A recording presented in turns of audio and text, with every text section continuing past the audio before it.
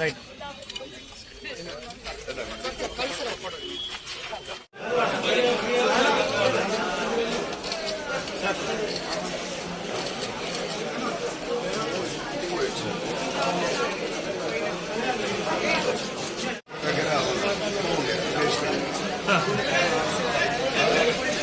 Mobile Anand TS జెండార్ ఉన్నాడు sir.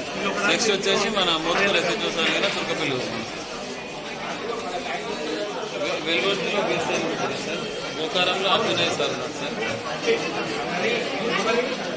సంఘంలో వచ్చేసి మన ఎస్ఐలు ఇద్దరు ఉన్నారు సార్. ఉపేందర్ రెడ్డి ఉన్నాడు. నెక్స్ట్ ఇంకో 10 ఎస్ఐ వస్తే ఈరోజు ఒలిగొండలో ఇక్కడ హై స్కూల్ గ్రౌండ్లో ఉన్న పోలింగ్ స్టేషన్లో నేను నా కుటుంబ సభ్యులందరం కూడా మా అమ్మ వీళ్ళందరం కూడా వచ్చి ఓటు వేయడం జరిగింది. సర్పంచ్ ఎలక్షన్ల ఓటింగ్ చాలా ముమ్మరంగా జరుగుతుంది. ఒలిగొండలో ఇప్పుడు చూస్తే 65% ఓటింగ్ ఆల్రెడీ క్రాస్ అయింది. 65% ఈ టైంకే క్రాస్ అయిందంటే నేను అనుకుంటా బహుశా 90% అయితే పక్కా క్రాస్ అవుతుందేమో అనిపిస్తుంది. అంటే యాదాద్రి ఎప్పుడైనా మెరుగ్గా ఉంటుంది ఓటింగ్ స్టేట్ మొత్తంలో కూడా. మొదటి విడత కూడా అట్లే ఉన్నట్టుంది. సో ఎనీవే చాలా సంతోషం.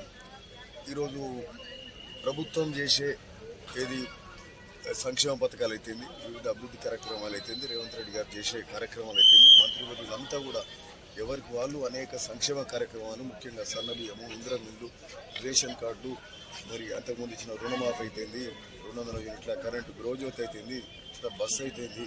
సో అనేక సంక్షేమ కార్యక్రమాలు జరుగుతూ ఉన్నాయి. ఈ మధ్యనే ముఖ్యమంత్రి గారు చేసిన గ్లోబల్ సమ్మిట్ కూడా ఏ రాష్ట్రం కూడా బహుశా గ్లోబల్ సమ్మిట్ అనేది చేయరు. ఒక్క రాష్ట్రము అంటే జనరల్గా ఆ స్థాయికి మనం ఎదిగినామంటే ఈరోజు తెలంగాణ రాష్ట్రం ముఖ్యమంత్రి గారు రేవంత్ రెడ్డి గారి విజన్ అది. ఈ గ్లోబల్ సమ్మిట్లో 2047కు ఏదైతే $3 ట్రిలియన్ ఎకానమీ దిశగా ముందుకు పోతున్నాం. అంటే సంపద సృష్టించడం, ఉద్యోగాలు కల్పన చేయడము, ప్రజలకు ఆ సంపద మళ్ళా ప్రజలకే పంచే కార్యక్రమం భాగంగా. సో పాజిటివిటీ అనేది తెలంగాణలో ఉన్నది.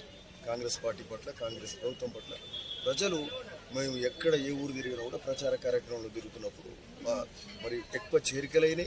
ప్రజలంతా కూడా మా కాంగ్రెస్ దిక్కు చూస్తూ ఉన్నారు. కాబట్టి అత్యధిక స్థానాలు కాంగ్రెస్ పార్టీ భువనగిరి నియోజకవర్గంలో గెలవబోతున్నాం.